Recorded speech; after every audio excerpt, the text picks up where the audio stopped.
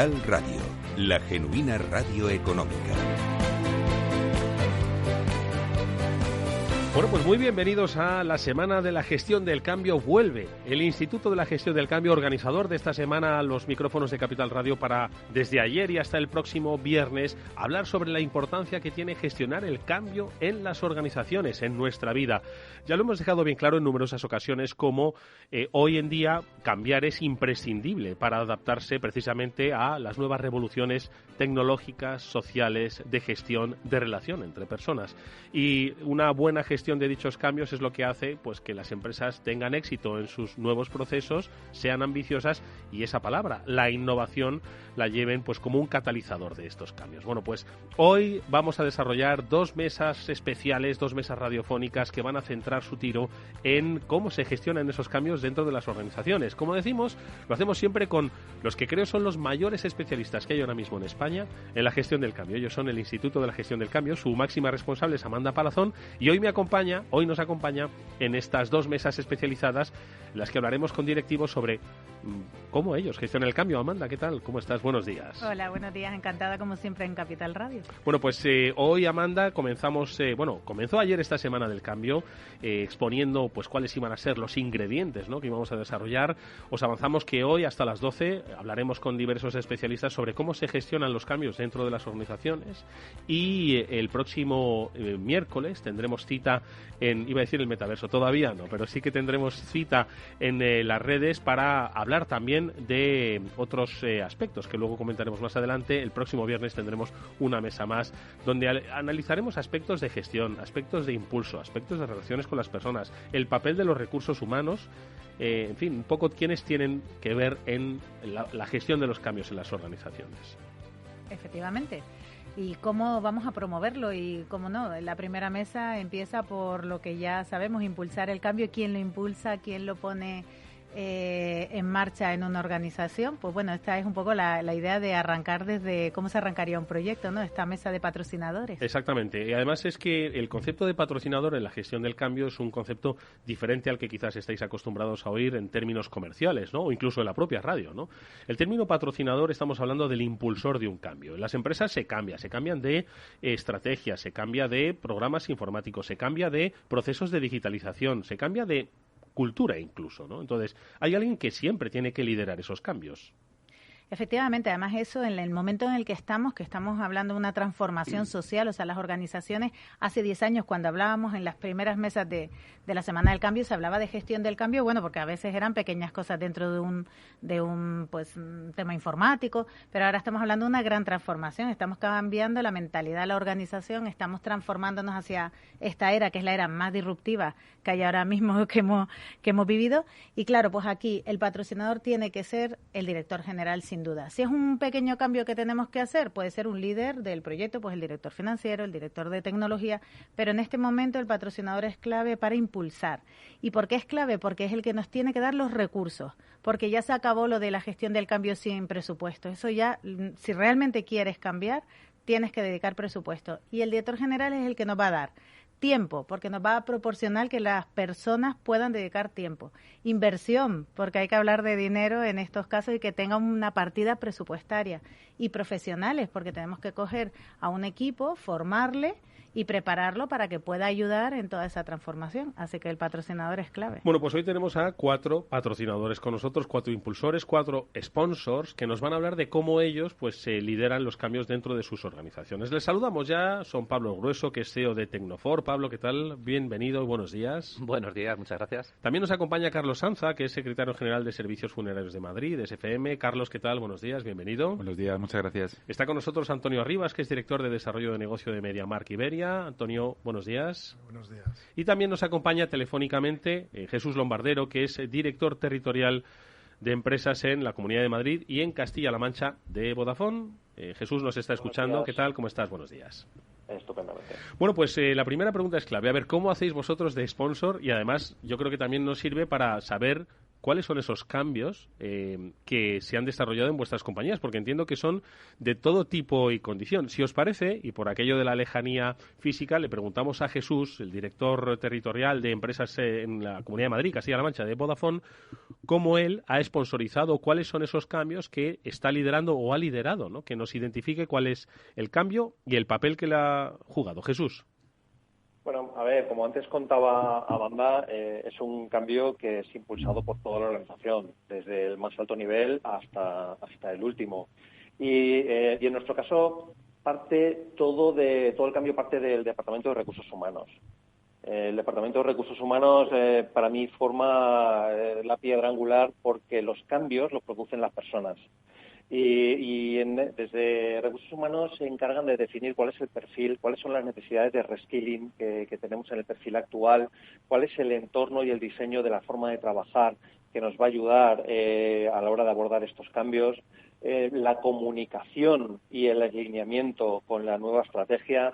Definen los espacios de trabajo desde el punto de vista también de nuevas metodologías como Agile y su papel es clave. Pero sobre todo, recurriendo un poco también a lo que ha comentado Amanda, esto sin coste no se puede abordar, porque la formación de cada una de las personas que van a tener un rol importante en el cambio es fundamental. Y luego, por supuesto, pues con mucho compromiso, porque el cambio da mucho miedo. Sin lugar a dudas, es la principal barrera, ¿no? Que es la reticencia a los cambios. De eso estoy seguro de que hablaremos con profundidad. Pablo, en vuestro caso, desde Tecnofor, ¿cuál es el cambio? ¿Por qué queréis cambiar? ¿Cómo se lidera? El cambio en el caso de Tecnofor, la verdad es que ha sido realmente impactante y realmente profundo. Nosotros somos una compañía que llevamos 17 años en el mercado, pero arrancamos siendo un pequeño centro de formación en tecnología y hace ya 7 años que decidimos dar el salto al mundo de la consultoría, hacer implementaciones de herramientas y hacer un trabajo totalmente distinto.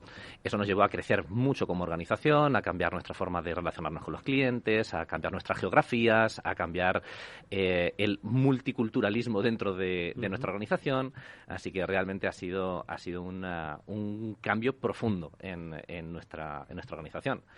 Y como vienen comentando los compañeros, Amanda, Jesús, pues lleno de retos y muy importante lo que estábamos comentando, la necesidad de inversión en tiempo, en esas otras tareas que vas a dejar de atender de tu propia actividad, de tu propio negocio que estás sacrificando para poder orientar tu organización a un nuevo paradigma. Y luego también inversión netamente económica, tanto en herramientas informáticas, en formación, en nuevos fichajes, en la necesaria rotación de personal para adecuarse a un nuevo contexto. Así que realmente es muy desafiante. Muy interesante, ¿no? ¿De dónde vienen esos cambios? Pueden venir de crecimiento orgánico, crecimiento inorgánico, puede venir de cambios impuestos por la necesidad de un cliente digitalizado. Es que hay miles de aristas en las que ese cambio puede impactar en una organización. De hecho, fíjate, lo primero que hay que hacer en el proceso de cambio es la entrevista con el patrocinador, precisamente para definir y poner el foco en exactamente qué es lo que quieres cambiar, porque si estamos en una fusión, pues querrá cambiar pues cultura. Si estamos en una transformación digital, pues querrá cambiar procesos o, en fin, según el proceso en el que esté. Estamos hablando de procesos de bienestar, que es otra cosa que se está trabajando mucho ahora, el bienestar y la productividad. Pues entonces tendremos que ver exactamente dónde está el problema para partir de ahí. Claro, es que mira, es interesantísimo. Cuando de repente viene una empresa y dice, oye, tenemos que mejorar nuestra productividad, eso ya implica un proceso de cambio. Es decir, no es solo una orden que se da, mejoremos la productividad. No, es que hay que diseñar una estrategia de cambio para mejorar esa productividad. En fin, ahora hablamos de eso. Vamos a ver, Carlos, desde Servicios Funerarios de Madrid, ¿cómo son los cambios? ¿Cómo se producen?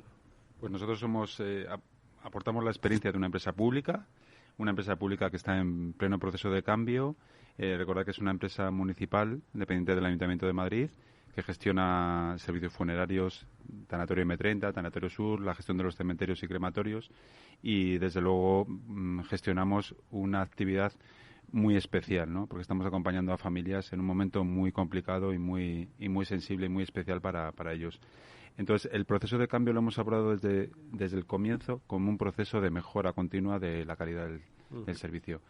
Y siempre partiendo un poco de una reflexión de por qué, para qué, a dónde queremos llegar. Y agradezco mucho también la presencia de Amanda, porque el equipo de Amanda, Instituto de Gestión del Cambio, nos ha ayudado a hacer un diagnóstico participativo, contando con la participación del comité de empresa, de entrevistas con los trabajadores, de reuniones con los responsables, y de ese proceso, de alguna manera, hemos podido contrastar, primero, la necesidad del cambio, segundo, la convicción por parte de todos los equipos de la empresa de que el cambio es necesario, con lo cual eso ya, o sea, el propio diagnóstico es un proceso de gestión del cambio, y de ahí, pues, una serie de planes para poder implementar sucesivamente. También hay que decir que este tipo de cambios por parte de los patrocinadores exige riesgo, exige valentía, y eso es lo que nos sobra, por lo menos en mi caso. Riesgo y valentía, muy bien, es decir, es atreverse, ¿no?, a cambiar. Sobre todo atreverse a hacerse las preguntas, ¿no? Porque muchos pueden estar bien, pero la mejora continua también implica un cambio.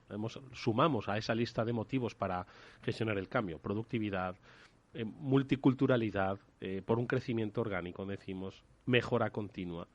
¿Cuál es el motivo del cambio en el caso de MediaMarkt Iberia, Antonio? El motivo del cambio son múltiples. Ser un retailer relacionado con la tecnología. La tecnología está en constante evolución, es una herramienta que nos ayuda, obviamente, a mejorar procedimientos empresariales, mejorar la calidad de vida, y obviamente toda gestión de transformación está asociada a lo que tú comentabas antes, a una estrategia. Esas líneas estratégicas se tienen que definir con objetivos claros y concisos, y siempre en relación con repercusión en el negocio, ¿no? Nosotros en MediaMarkt, todas las líneas estratégicas van enfocadas ahí, ¿no? Desde la mejora de servicio al cliente, la optimización de la supply chain, la difusión y creación de servicios relacionados con la tecnología, implica adicionalmente a todas las áreas, ¿no? Todas las áreas que tienen que estar alineadas con esta estrategia, con el objetivo, y participar, ¿no?, en la gestión de este cambio de una manera transversal, ¿no? En ese sentido, bueno, MediaMarkt, por su ADN, ¿no?, en relación con la tecnología, es muy importante que esté en constante evolución, marcando objetivos a través de la estrategia de la compañía. Amanda. Bueno, pues es que efectivamente sí que es verdad que el papel del patrocinador es un papel importante, por eso hay que prepararlo en la metodología nuestra en HSMVOC. El primer punto que hay es preparar al patrocinador por un poco lo que han dicho. Se enfrentan, por ejemplo, pues eso, a un crecimiento orgánico, o se enfrentan a un riesgo, porque al final, pues todo lo que es administración pública en cualquier momento pueden estar en los periódicos, en los medios, en fin, que eso también hay que ser consciente. O bien, como dice Antonio, pues esa participación transversal, de repente aparece, de repente ese director general se hace como más terrenal. El director general estaba más en un ámbito, ¿no?, más estratégico, y de repente ahora tiene que convivir con la estrategia y la táctica. No puede perder ese punto de vista estratégico, pero baja a terreno. Entonces, esto que así dicho suena sencillo, pues no lo es porque al final el día a día es complejo. Uno de los problemas, no sé si les pasa a ustedes, por ejemplo, es la falta de tiempo. O sea, ahora mismo el tiempo está siendo una gran barrera en el tema de la transformación. Porque, ¿cuál es el papel entonces que debe asumir el patrocinador o el impulsor de un cambio? Porque claro, yo estoy pensando así un poco a priori. Dice, oye, bastante tengo con llevar la empresa adelante como para ahora, es decir, mirando la empresa hacia afuera, ¿no?, hacia el mercado en el que se desenvuelve, como ahora tener que gestionar una empresa hacia... bueno, quiero decir, también se gestiona hacia adentro, obviamente, ¿no?, pero gestionar el cambio dentro de la empresa, ¿no? Entonces, ¿cuál es un poquito el papel que creéis que debe tener ese patrocinador en los proyectos en los que os habéis comentado, habéis compartido con nosotros?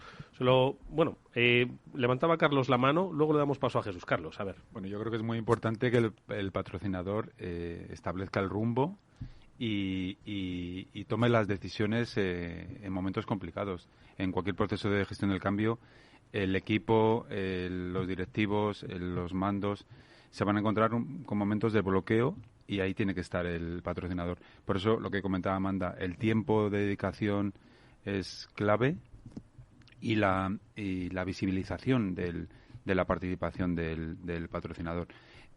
Yo siempre pongo un ejemplo. En mi empresa el patrocinador es el gerente, yo soy el secretario general, llevo también la función de recursos humanos y por eso estoy muy involucrado en el proceso de gestión del cambio y trato un poco de también dar labor de apoyo al gerente en la toma de decisiones.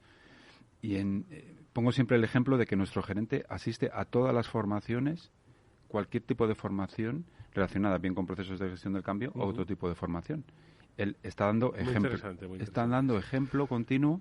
Sí, que no dice hágase, ¿no? Exacto. Ya, ¿no? O sea, tiene parte activa, ¿no? Jesús, en vuestro caso, cuéntame. Pues a ver, mi área de responsabilidad, yo soy el director territorial de Vodafone Business. Entonces yo tengo la suerte de ver a muchísimas empresas y ver a muchísimos patrocinadores. Nosotros principalmente lo que hacemos es les ayudamos en sus procesos de transformación digital. Somos una empresa de servicios, pero estamos muy pegada al mundo de la tecnología. Entonces, cuando yo les pregunto cómo entienden ellos la transformación digital, pues aquí me cuentan de todo. Me dicen, pues relacionarme de forma diferente con mis clientes, tanto para venderles como para prestar un mejor servicio, en ser más eficientes, en proporcionar una mejor experiencia a los empleados, varias cosas. Pero hay muy pocos que me hablen del cambio cultural que van a tener que afrontar para que esos cambios se produzcan dentro de su proceso de transformación. Hay algunos que me dicen, oye, Jesús, yo lo que necesito es que convenzas a mi primera línea de que el cambio es importante. Hay algunas primeras líneas que montan las reuniones y me dicen, quiero que convenzas a mi director general o a mi CEO de que el cambio es importante, que ya ves tú. Yo lo único que puedo contarles es un futuro mucho más bonito del que pueden tener ahora mismo. Pero ahí hay una parte que es el patrocinador tiene que ser el primer involucrado, tiene que ser el que impulse el cambio en primera persona. Entonces, ese para mí es la primera labor, pero luego tiene que dar también espacio para que una vez ha calado cuál es el propósito de la compañía, cuál es el objetivo de ese cambio, todas las personas que forman parte de la organización puedan innovar en su día a día. Y tiene que asumir que habrá veces que esos cambios serán positivos y habrá veces que serán negativos. Cosas que hacemos nosotros es, yo por ejemplo con mi equipo he creado un comité digital en el que estamos constantemente pensando cómo podemos hacer las cosas de forma distinta, principalmente a través de canales digitales. Si yo no tuviera el respaldo de toda la compañía, pues eso sería muy difícil, porque estaríamos, pues como contaban antes mis compañeros, pensando únicamente en el negocio. Pero, sin embargo, el patrocinador tiene que ser capaz de proporcionar una visión que vaya más allá. Antonio. Sí, siguiendo lo que comentaba Jesús, creo que es muy importante que el patrocinador proporcione contexto empresarial, ¿no? Contexto empresarial de qué está ocurriendo en el entorno de la compañía, que pueda defender el proyecto desde arriba, pero involucrándose en todas las áreas, que asegure la capacidad de recursos, como comentaba Amanda, es muy importante, ¿no? Porque al final que esto escale a nivel compañía, a nivel áreas, a nivel gestores de proyecto, es indispensable que se dote de recursos, que resuelva problemas, que esté ahí como problem solving, ¿no? Como decimos en el mundo de tecnología, ¿no? Y finalmente es importante que actúe de contacto principal, ¿no? Para dinamizar y agilizar cualquier parte del proyecto que pueda verse atascado, ¿no? Creo que ese es el principal rol que pueda tener el patrocinador. Pablo. Sí, yo la verdad es que coincido mucho con Jesús y con Antonio.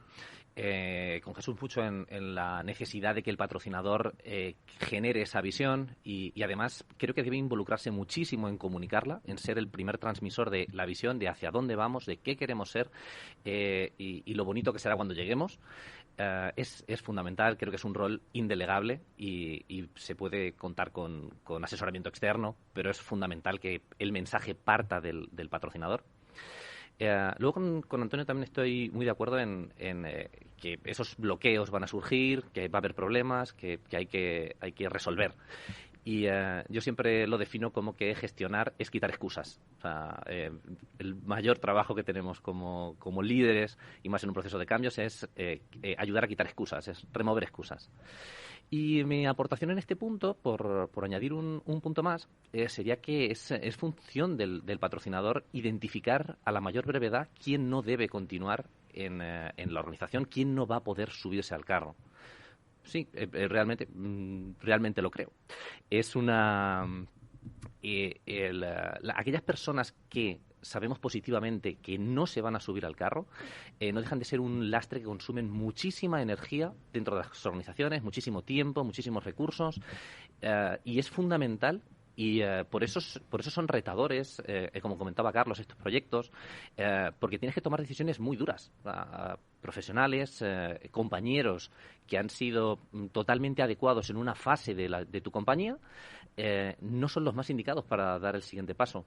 Y hay que tener un trato lo más humano posible, sin condicionar el futuro de la compañía ni el futuro del proyecto.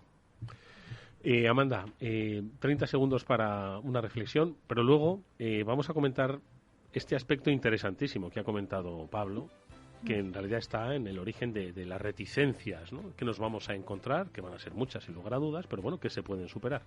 Efectivamente, o sea, los dos grandes retos a los que se enfrenta el patrocinador, por un lado es el tema del liderazgo, su primera línea, la dirección, y ahí luego hablaremos de esa parte, ¿no? Y el segundo, sin duda, la parte de la credibilidad, o sea, inspirar y ser capaces también de formar y de ser coherentes en todo el plan. Bueno, pues seguiremos hablando. Vamos a hacer una brevísima pausa y con nuestros invitados hablamos de cómo liderar esos procesos de cambio.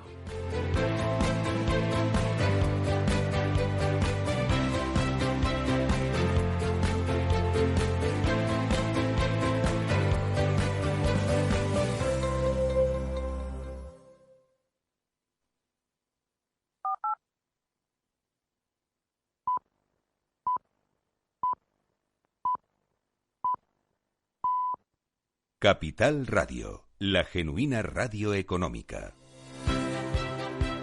Eduardo Castillo. Bueno, pues seguimos en esta primera mesa de la Semana de la Gestión del Cambio, en la que estamos hablando de la importancia del patrocinador en esos cambios que se producen, que se llevan a cabo dentro de las organizaciones. En esta primera mesa, que junto con Amanda Palazón, fundadora del grupo y del Instituto de la Gestión del Cambio, que ellos patrocinan precisamente esta Semana de la Gestión del Cambio, estamos hablando con Pablo Grueso, CEO de Tecnofor, con Carlos Anza, secretario general de Servicios Funerarios de Madrid, con Jesús Lombardero, director territorial de empresas para la Comunidad de Madrid y Castilla-La Mancha de Vodafone, y con Antonio Rivas, el director de desarrollo de negocio de MediaMarkt en Iberia. Y estábamos hablando de dos aspectos fundamentales, ¿no? Como patrocinadores, como impulsores de los cambios dentro de sus organizaciones o como testigos, ¿no?, activos de los procesos de gestión del cambio, del liderazgo y de la resistencia al cambio. No sé por cuál empezar, Amanda, pues que los dos son básicos, ¿no? Es decir, cómo se lideran esos cambios. Se han dado algunas ideas ya, la de ser el primero en participar, explicar muy bien esos cambios, definirle a la comunidad empresarial de tu institución hacia dónde se dirigen, es decir, la comunicación, ¿no? ¿Y qué otros aspectos dirías tú que como liderazgo pues son necesarios para esta gestión? A ver. Bueno, pues un poco en la línea de lo que lo dejábamos antes. Por un lado, dar esa credibilidad en el proceso de cambio para que la gente compre nuestro cambio. De hecho, justo antes, aprovechando y hilando con lo que hablaba Pablo, precisamente, sin duda, tenemos datos de cómo se mueve una organización cuando se lanza un proceso de cambio. Y sabemos que el 13% de ese grupo no entra en un cambio. Sabemos también que el 30% arranca una vez que ven que los demás lo hacen, que esto es muy importante porque fíjate, es un 30%. Un 42% necesita que le convenzan, y aquí es donde entra la credibilidad, la coherencia, el trabajo. Y ojo a los gestores del cambio, porque a veces cuando los patrocinadores son buenos, que los hay, la verdad, ¿qué nos ocurre? Caemos en el error de quemar esa figura y lo queremos para todo. Y tampoco, hay que hacer un buen plan de intervención y tienen que entrar, como han dicho antes precisamente ellos, a resolver en cosas puntuales, en fin, en los momentos puntuales, porque si no también no pueden hacerlo todo. Y finalmente hay un 15% que compran el cambio y es más, lo desean, y eso es los primeros stakeholders que tenemos que localizar para impulsar ese proceso. O sea que un poco ahí el foco en esa parte de liderazgo. Carlos. Sí, tal cual lo ha explicado Amanda perfectamente. Contar con esos motivadores del cambio que pueden ser futuros impulsores de todos los procesos. En nuestro caso, por ejemplo, dentro del plan de gestión del cambio tenemos varias actuaciones. La más importante es un plan de transformación digital bastante exhaustivo y con mucha inversión. Y hemos creado, por ejemplo, un grupo de trabajo con equipos de todas las áreas que lo llamamos Impulsa y que realmente lo que está haciendo es aportar su idea sobre todos los cambios que se están produciendo y nos está viniendo muy bien porque está detectando todos esos problemas que pueden ir surgiendo en el día a día. Al final, el cambio es un día a día continuo. Respecto a ese 40% a los que hay que convencer, que creo que se muchos ha quedado... son, muchos son. Yo creo que se ha quedado un poquito corta. Madre mía. Pero realmente estamos trabajando en esa estrategia de superar el miedo y la incertidumbre. Realmente las personas lo que tienen miedo es a no ser capaces de ejecutar esos cambios. No a que el cambio le suponga algún tipo de afectación personal, etcétera. No, a no ser... Vaya a cambiar o sea, el miedo es a no ser capaces de, por ejemplo, en el plan de transformación digital, a no ser capaces de poder trabajar de otra manera, con otra aplicación. ¿Qué hay que hacer ahí? Pues convencimiento, apoyo continuo, formación, o sea, una estrategia clara de decir, oye, vamos a estar a tu lado y te vamos a ayudar en todo lo que necesites. Y luego, efectivamente, siempre vamos a tener ese pequeño grupo pequeñísimo de detractores con los que también tenemos que trabajar a base de convencimiento, ¿no? Más opiniones. Jesús, a propósito, no sé ya si sobre los porcentajes, ¿no?, que nos decía Amanda, pero sí, analizando estos porcentajes, la gestión del liderazgo que tenemos que hacer con cada uno de ellos, porque cada uno pues requiere un tratamiento diferente. Jesús. Yo tengo la suerte de trabajar con 4 generaciones diferentes. Y dependiendo de cuál es el cambio que se requiere, pues cada una de ellas, pues la forma de abordarlo es distinta. Cuando es un cambio, por ejemplo, que tiene una componente digital muy grande, pues probablemente a la generación, pues a los baby boomers, pues les cuesta más que a la generación Z, que también tenemos de ellos. Pero yo estoy muy de acuerdo con lo que estaba diciendo, Carlos, que el miedo sobre todo es a no ser capaz de hacerlo. Y esto, como yo comentaba antes, para mí es muy importante, es que yo creo mucho en ceder la responsabilidad a las personas y en darles confianza. Entonces, empoderándolas y diciéndoles cuál es el objetivo final y marcándoles cuáles son los hitos que tiene que ir consiguiendo poco a poco, yo creo que es la manera de que ellos puedan abordarlo sin que tengan tanto miedo. El miedo siempre va a existir, ¿eh? Luego está el 13% de valientes, ¿no?, o inconscientes, no sé cómo la ha llamado antes Amanda, pero el miedo siempre existe. Entonces, para mí el papel del líder, en este caso, es el de acompañar a cada una de las personas en todo el proceso, dándoles lo que requiere, y esto es algo agotador. Antonio. Estoy totalmente de acuerdo con Jesús. Yo creo que hay que dividir en lo que es la parte técnica del proyecto en sí, que obviamente la gestión del cambio es más llevadera, ¿no? Al final hay un procedimiento, hay herramientas, pero la parte más soft, más emocional, más de trato con las personas, yo creo que es donde de verdad está el reto en la gestión del cambio. Y luego también decir que no es lo mismo un determinado proyecto que otro. O sea, hay determinados proyectos que son a lo mejor más disruptivos para la compañía o para el sector, donde obviamente seguramente ese 40% que comentaba Amanda se suba a un 80%. Uh-huh. Pero si tú transmites bien, si lideras bien, si empoderas bien, si estás muy pendiente de las personas, se puede conseguir y se consigue, de hecho. Pablo. Totalmente. Estoy totalmente de acuerdo con Antonio en que el contexto es clave. Es clave a la hora de plantear un proyecto de gestión del cambio de una u otra forma. Hablábamos del liderazgo, y una de las funciones de ese liderazgo es entender cuál es ese contexto. Que no todo puede ser grave, no todo puede ser urgente, no todo tiene la misma inversión emocional por parte de la compañía y de la gente con la que estamos trabajando. Creo que el verdadero mérito del líder es saber mantenerse en el balance entre ser firme con el cambio, mostrarlo como algo inevitable, es una decisión tomada, vamos a ir adelante, no se negocia, no se toman rehenes, vamos adelante, con la empatía, o sea, equilibrar lo que es firmeza y decisión con la empatía, saber que no todo el mundo tiene la capacidad de sumarse con el mismo entusiasmo y que van a existir dudas sobre si somos o no somos capaces de trabajar de las nuevas formas, como comentaba Carlos, y la clave del líder es ir modulando la velocidad. ¿A qué velocidad se puede transformar mi organización? Tener esa empatía de conocer a tu gente, a la gente con la que trabajas y saber cuánto le puedes pedir, qué velocidad de cambio le puedes pedir. En ese balance entre firmeza, decisión con la visión futura y la necesaria empatía. Yo creo que en estos tiempos de cambios y en el que estamos todos muy conectados e informados, creo que la gente ya es consciente de que vivimos en una era de cambios. Es decir, que ya es impensable pensar que la empresa en la que estás vaya a estar igual los próximos 25 años. Ni siquiera vaya a estar igual los próximos 3 años. Pero queremos. O sea, una cosa claro, es que lo desearíamos, lo ¿no? deseamos. ¿No? Entonces, entiendo que ahí ya hay un caldo de cultivo que no sé si ha facilitado pues que los procesos de cambio pues un poco ya vayan mejorando. O como dice Pablo, pese a que todo nuestro alrededor cambia de una manera radical, nosotros seguimos deseando o pensando que nuestra empresa no se va a mover de donde está. Un poco, ¿cómo creéis que se percibe esto? Yo creo que eso, como comentaba Pablo, yo creo que eso ya no existe. Vivimos en el cambio.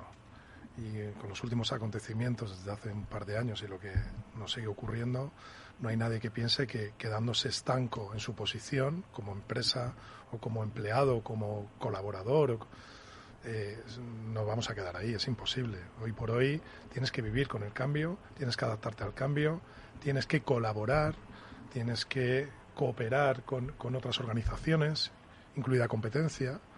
Es imposible quedarte donde estabas. Amanda. A ver, sin duda, como dice Antonio, como están diciendo todos nuestros tertulianos, el propio contexto ha hecho que haya una pequeña evolución. Es decir, antes del COVID había una situación, después del COVID hay otra, donde todo el mundo sabe que hay cambio. Lo que no sabe nadie es cuál es el cambio. Y ahí es donde tenemos que trabajar y ese es el trabajo que los líderes tienen que hacer. ¿Por qué? Porque sí que es cierto que su idea hay que plasmarla en papel y hay que documentar. Hay que aterrizar en una hoja de ruta bien diseñada porque de verdad que las personas están despistadas. Ahora mismo esta frase de que van todo el mundo como pollo sin cabeza es una realidad y da igual el sector, da igual todo. O sea, es que estamos en ese momento. ¿Por qué? Porque sí que es verdad que hay que sentarse, hay que dedicar tiempo a pensar. Estamos en la acción, en la ejecución. El líder tiene que pensar. Y ojo con el tema del talento y de las nuevas competencias, porque ya no solo es generacional, es una cuestión también de talentos que tenemos que utilizar, porque si los perdemos, entonces también no conseguimos ese avance. Es decir, el gran reto ahora es pensar, fíjate, que es lo que nos distingue del resto de las cosas. O sea, nosotros tenemos la capacidad de pensar, definir muy bien hacia dónde queremos ir, que se arriesguen con valentía, como decían antes también, y trazar. Y sin miedo, que si hay que cambiar durante el proceso, se hace, porque sí que sabemos que estamos en un proceso adaptativo. Es decir, que necesitamos esa hoja de ruta y otra cosa, alinear a la dirección. O sea, el patrocinador para mí el gran reto que tiene ahora es conseguir alinear a su dirección para que vayan en la línea, empoderarlos, pero de verdad dándoles autonomía y haciendo un seguimiento, porque ahí es ahora mismo donde está la transformación, está paralizada y necesitamos continuar. Dices que está paralizada porque hay obstáculos, se generan obstáculos. Barreras organizacionales, sí, y resistencias, por supuesto, pero ya las resistencias vienen después y eso lo trabajaríamos después. Ahora son las barreras principales y las personas necesitamos certeza. Una cosa es que vivamos en incertidumbre y otra cosa es que vivamos sin saber nada. Necesitamos pequeñas certezas. De hecho, hablamos de microhábitos, por eso la cultura ágil, pequeños avances, pequeños logros, o sea, hacer ese proceso. Y la verdad es que ese reto, es complejo, pero les toca a nuestros líderes. Y yo voy a ser el pesado del balance y de equilibrarlo, porque por un lado, de nuevo, necesitamos mostrar certeza ante nuestra organización y una imagen de hacia dónde vamos, pero no nos engañemos, tampoco estamos totalmente seguros de a dónde vamos. O sea, en el caso de nuestra organización, a mí me hubiesen preguntado hace 2 años si nos íbamos a expandir a Latinoamérica. Me lo preguntaban y mi respuesta era un rotundo no. Mira, no está en los planes, no está, y ya tenemos 1 año una oficina abierta en Uruguay. O sea, realmente son situaciones que se dan, que tienes que aprovecharlas, que el mercado es muy dinámico y tienes que hacer convivir el hecho de... hay una certeza respecto al rumbo, en la brújula, hay una certeza respecto hacia dónde vamos, pero después van a ir sucediendo cosas en el día a día que realmente no las sabe nadie. O sea, no podemos tener la plena certeza de cuál van a ser los pasos en un plan quinquenal y que esté todo trazado. Entonces, ese equilibrio, de nuevo, entre tener una dirección clara, una estrategia clara, pero estar muy abierto a cambio táctico. Carlos. Sí, estaba pensando, según escuchaba a Amanda, que hay un aspecto clave dentro de todos estos factores para impulsar el cambio, que es la comunicación. Y yo creo que utilizando la comunicación de forma efectiva, y la transparencia. En mi caso, concretamente, somos una empresa pública, tenemos unas obligaciones de transparencia, por supuesto, y muy orgullosos de ello.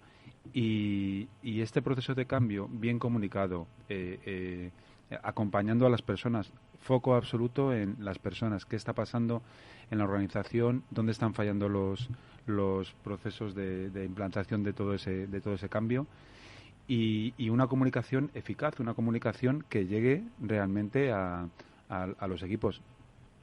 Amanda conoce un poco nuestra organización y efectivamente nos lo dice, comunicáis cosas que la gente, pues a lo mejor plantearos que la gente no se entiende, efectivamente. Ya van saliendo dificultades. Antes hablaba Amanda de un 13% que no entra. También se ha planteado aquí las dificultades de carácter organizacional, ¿no? Cómo está estructurada y cómo se comunica, ¿no? Que ese es otro de los factores. Entonces, contadme un poco dónde identificáis esas principales dificultades, ¿vale? En los procesos de cambio, más allá de las personas, en las que, por otro lado, Pablo se mostraba expeditivo. Dice, si no son capaces de entender y lograr entender esa transformación, es que no se va a lograr nunca, ¿no? Entonces, identificarme dónde encontramos esas dificultades. Venga, Antonio, luego Jesús. Venga. Eso es. A ver, yo creo que la mayor dificultad está en la falta del nivel efectivo de compromiso por parte del patrocinador. Eso supone pues muchísimo más esfuerzo, supone muchísimo más revisiones necesarias en el proceso, supone obviamente que gente que está involucrada de inicio pierda esa motivación por seguir involucrada con el proyecto. Para mí, lo que yo he vivido o podemos seguir viviendo está en la falta de compromiso. Todo el mundo arranca muy bien, pero luego, a medida que avanzan los proyectos, que los KPIs o las mediciones no van siendo claras o no van siendo lo que teníamos planificado, se va como desinflando, ¿no?, el nivel de compromiso. Para mí es la principal dificultad que nos encontramos los equipos que luego pues tenemos que desarrollar los proyectos estratégicos. Antes de que Jesús hable, le pregunto a Amanda, ¿por qué se produce a veces lo que comentaba Antonio, cómo se va deshinchando ese compromiso del patrocinador? ¿Cómo es posible, no? Mira, lo he apuntado porque me encanta que lo haya dicho, porque a eso le llamo el efecto champán. O sea, hace 10 años ni siquiera había ese efecto. Ahora sí es verdad que están haciendo un gran esfuerzo todas las organizaciones en hacer cosas. ¿Y qué ocurre? Que hace falta seguimiento y control. De ahí la importancia del gestor del cambio. Es que no podemos darle la función del seguimiento y el control al patrocinador, porque ya era lo que le faltaba por hacer. O sea, entonces no sé qué, no duermen. Ellos están con una función, y ahí es donde ellos sí que deberían de apostar, que esa es la parte que yo les insisto, por tener el grupo de gestores del cambio profesional que le ayude para que les reporten y les dé, oye, en este caso concreto tenemos esta dificultad concreta, porque además cada proyecto es un mundo. O sea, hay sitios en los que hay una gran dificultad en comunicación y hay otros en donde hay el problema está en la credibilidad, y en otros el liderazgo es más flojo. En fin, es que hay que ir cada uno de los proyectos. Y ahí es donde ese efecto de champán que se está consiguiendo, hay que continuarlo. A eso le llamamos la curva del cambio en positivo, que la hemos hecho nosotros. Y es, ¿cuál es el siguiente paso? El siguiente paso es profundizar en el conocimiento, microhábitos.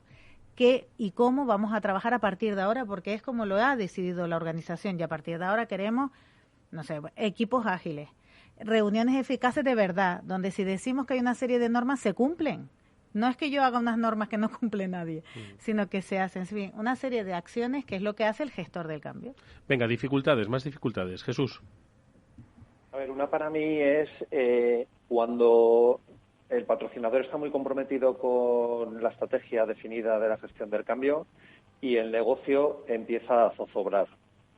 Y se puede pensar que la estrategia definida no es la adecuada.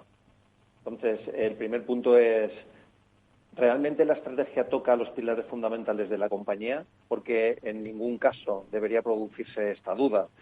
Si se produce un problema en la gestión de negocio o en los resultados de negocio, habitualmente no tiene que ser por cómo se esté produciendo el cambio, sino por otro tipo de contextos.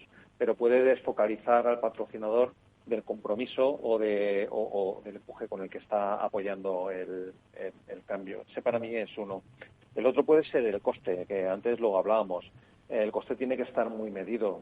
Para nosotros es muy importante abordar proyectos que sean viables y preferimos empezar con un proyecto mínimo viable y, si funciona, escalarlo. Aquí tenemos, bueno, la política que tienen las compañías, que lo habréis escuchado, de fallar rápido y barato, si tienes que fallar. Fallar no nos gusta a ninguno, pero si lo tienes que hacer rápido y barato. Pues para mí esta es la principal, las dudas que surgen a lo largo del proceso de la gestión del cambio. Sí, entiendo. La pérdida de confianza en el propio cambio, ¿no? En la dirección. Un poco el escenario al que hablaba Pablo antes, ¿no? Dice, mira, muchas veces no sabes, ¿no? ¿Cuál es ese escenario? Porque es muy cambiante, ¿no? Tener la firmeza, la convicción Yo estoy muy de acuerdo y me siento muy identificado con Pablo por antes, lo que él hablaba. Para mí ahora tú puedes tener claro cuál es el propósito de compañía y cuál es tu estrategia a 6 meses, un año, pero tu día a día, la gestión es en un entorno de caos y tienes que aprender a gestionar entornos de caos y vivir en un estado de semiconfortabilidad con eso, porque es la realidad que tenemos a día de hoy. Sí, lo decía antes, no sé si era Antonio, riesgo y valentía, ¿no? Riesgo y valentía. Pablo. Sí, hablando de estas dificultades que nos vamos a encontrar, para mí lo principal es que cuando estás en un proyecto de gestión del cambio, es eso, es un proyecto, es un viaje, es un camino a recorrer. No llegas un lunes a la mañana a la oficina, le das a un interruptor y ya hay toda una organización nueva y todo está alineado a una nueva estrategia y una nueva forma de operar. Hay una transición y durante ese periodo de transición se producen incoherencias. Necesarias incoherencias, porque somos humanos y no puede avanzar todo a la vez. Puedes encontrarte fácilmente que has arrancado el proyecto con muchísima motivación, tienes a tu CEO arengando al personal con una visión clara, definida, de que vamos a trabajar de una forma distinta, pero luego llegas a tu día a día y resulta que tus herramientas informáticas todavía no están adaptadas. Y se produce una incoherencia entre el relato y lo que yo estoy viendo en el día a día, o tu modelo de reporting, o la propia estructura de recursos humanos y las nuevas políticas de retribución y beneficios. Esas incoherencias que se van a dar, que yo suelo llamar los estados intermedios imperfectos, esas incoherencias que se van a dar ponen en riesgo el compromiso, el que se perciba por parte de una parte de la organización que en realidad el compromiso no es firme con el cambio, porque realmente no están cambiando nada, ¿no? Sí, el proceso se está dando, pero tiene fases y tienes 2 pasitos para adelante y 1 para atrás y algo que tienes que rediseñar durante el proceso. Entonces el clásico, mucho ruido y pocas nueces, ¿no? Dicen, oye, se está hablando a bombo y platillo de un cambio y luego no tenemos las propias herramientas. Exactamente. Claro, yo aún no lo noto, pero está produciéndose. Amanda y Carlos, a ver. Es que esas son las estrategias que hace el gestor del cambio, precisamente. A eso le llamamos efecto evidencia. Es decir, que tras un discurso tiene que haber una evidencia. Entonces, ahí es donde volvemos a aterrizar para que, es verdad, porque todo lo que están diciendo es que es cierto. Entonces, ¿qué ocurre? Que ahí es donde si se identifica de forma rápida, también lo solucionas de forma rápida, la percepción no es de no avance. A lo mejor como patrocinador o como directivo sí, porque ellos están en el día a día, pero el resto de la población no está a ese nivel de detalle en el día a día. Entonces, otra vez ahí es en donde tiene que estar el gestor del cambio. Y en el tema del caos, de hecho, ahora mismo ya no hablamos de hiperbuca ni de entornos buca, eso se ha quedado antiguo. Ahora nosotros en el instituto hablamos de antifragilidad y precisamente el caso de Netflix, de los famosos Chao Monkey, que es fascinante, es cómo te anticipas en el caos. Pues somos ingenieros del caos. Yo digo que los gestores del cambio ahora somos ingenieros del caos y lo que tenemos que hacer es buscar estrategias de anticipación.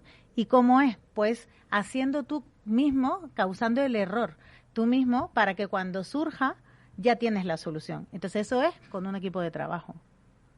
Carlos. Sí, una de las dificultades también que hemos apuntado un poco entre todos es la dificultad o la necesidad de dedicarle tiempo. Porque nuestro día a día pues nos come. Entonces necesitamos ser muy disciplinados para dedicarle esfuerzo, dedicación y tiempo. Unas horas a la semana, unas horas al mes para reunirnos con los equipos, hacer un parón y ver cómo está evolucionando. Y muy importante analizar y monitorizar cómo va evolucionando ese cambio con datos. Y esos datos comunicarlo y comunicar evidencias. Y eso es lo que va a ayudar a que todo vaya un poquito más, de forma más adecuada, más sencilla, ¿no? Porque evidentemente todos los procesos de cambio pues son difíciles. La importancia de medir, ¿no? Básicamente. Y por tocar, nada, brevemente un aspecto, aunque en realidad esto lo vamos yo creo que a tocar en la próxima mesa. Ahora dentro de 7 minutos comienza nuestra segunda mesa de esta Semana de la Gestión del Cambio, en la que vamos a hablar del papel de los recursos humanos en la gestión del cambio. Pero antes era un aspecto que habría Pablo Grueso, el CEO de Tecnofor, a propósito de ese 13% que jamás va a entrar en el cambio, ¿no? Y él decía que había que soltar lastre. Yo creo que es duro, pero es obvio, ¿no? ¿Cómo veis esta necesidad de, oye, es decir, no perdamos esfuerzo en aquellos que seguro sabemos no van a formar parte de este cambio? ¿Cómo lo veis? A ver. Yo ya me he posicionado, vale, no pasa nada, yo abrí el melón, Carlos, respeto profundamente la opinión de Pablo. En mi caso apostamos por las personas. Que se puede traer ese 13%. Sí, yo creo que es una labor complicada porque requiere también mucha dedicación, mucho tiempo para convencer de que el cambio es imparable, es absolutamente necesario. Es que además todo lo que está a nuestro alrededor, el mercado, los proveedores, los clientes, todo el mundo nos está exigiendo ese cambio y nuestra responsabilidad es abordarlo. Antonio. Yo también creo, como dice Carlos, creo que dependiendo del proyecto todo el mundo puede aportar, puede participar. Yo siempre cuento este caso del caos, ¿no? La gestión del caos cuando pandemia, nosotros en Mediamar pudimos abrir las tiendas 400 metros para producto de primera necesidad, que era móviles, portátiles, cascos, todo lo que íbamos a necesitar en nuestras casas para poder teletrabajar, seguir las teleclases, etcétera. Todo el mundo en la organización, desde el fulfillment que tenemos en Pinto, las tiendas, la central en Barcelona, todo el mundo supo que tenía que participar, que tenía que aportar y que tenía que contribuir al cambio. No hubo nadie que se quedara atrás y todo el mundo participó, aportó y resultó muy exitoso. Todos pudimos tener en nuestras casas nuevas impresoras, nuevas tablets, nuevos ordenadores, nuevos móviles, se caía la línea DSL, teníamos una solución, teníamos que devolver un producto, lo devolvíamos. Al final, dependiendo del proyecto, todo el mundo está incluido en él, ¿no? Jesús, una última reflexión tuya. Sí, yo esto, como lo veo, es una mezcla de ambas cosas.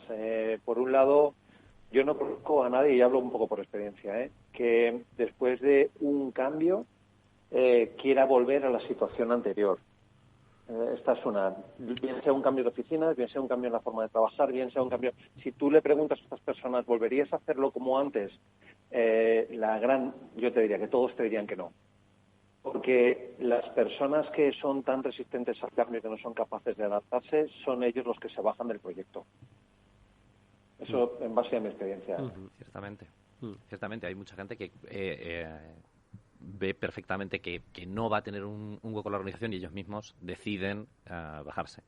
Yo, como me habéis dejado solo defendiendo la postura, la defenderé. Para mí es un ejercicio profundamente humanista, de verdad, profundamente humanista. Creo que intentar cambiar los principios y valores del tipo de profesional con el que trabajamos nosotros, del conocimiento, del mundo tecnológico, es realmente muy complicado.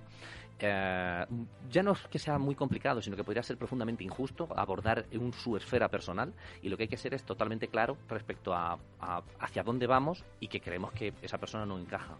Le estás haciendo un gran favor a esa persona, porque para él también va a ser muy duro la fricción de estar en un lugar donde no encaja, con una forma de trabajo en la que no cree, con una visión que no comparte. Para mí, lejos de ser una decisión expeditiva o vista como algo frío y calculado, es profundamente humanista, y de hecho hay que acompañarlo de empatía y de acompañamiento. Como decimos los Bookers, hay dos tipos de antagonistas: los saboteadores ocultos y los saboteadores abiertos. La gestión es diferente y, por tanto, los patrocinadores es normal que tengan toda esa visión. El abierto es reconducible, el oculto hay que trabajarlo. Bueno, pues yo creo que la mesa yo creo que ha sido una mesa de liderazgo la que hemos tenido hoy, ¿vale? Aunque abordaba el tema del patrocinador frente al proceso de cambio, en el que nos han dado muchísimas claves sobre cómo esos impulsores de cambio deben entender a la comunidad a la que se dirigen, el proyecto que quieren cambiar, cómo quieren ejercer ese papel de liderazgo. Y creo que con la ayuda de Pablo Grueso, CEO de Tecnofor, de Carlos Sanza, el secretario general de Servicios Funerarios de Madrid, Jesús Lombardero, el director territorial de empresas para la Comunidad de Madrid, Castilla-La Mancha de Vodafone, y con Antonio Arribas, director de desarrollo de negocio de MediaMarkt Iberia, pues lo hemos, yo creo que he podido explicar de una manera absolutamente clara. Creo que muchas empresas que nos están escuchando han entendido cómo deben empezar a plantear esos procesos de cambio, que es al final tratar con personas que quieren, sienten, padecen, sufren, tienen miedos, pero también esperanzas. Gracias a los cuatro por haber estado en esta mesa, en esta semana de la gestión del cambio. Nos veremos próximamente. Gracias. Yo creo que sí, muchas gracias. Y nosotros ahora en breve volvemos con una nueva mesa, en esta ocasión, el papel de los recursos humanos en la gestión del cambio. No te vayas, Amanda.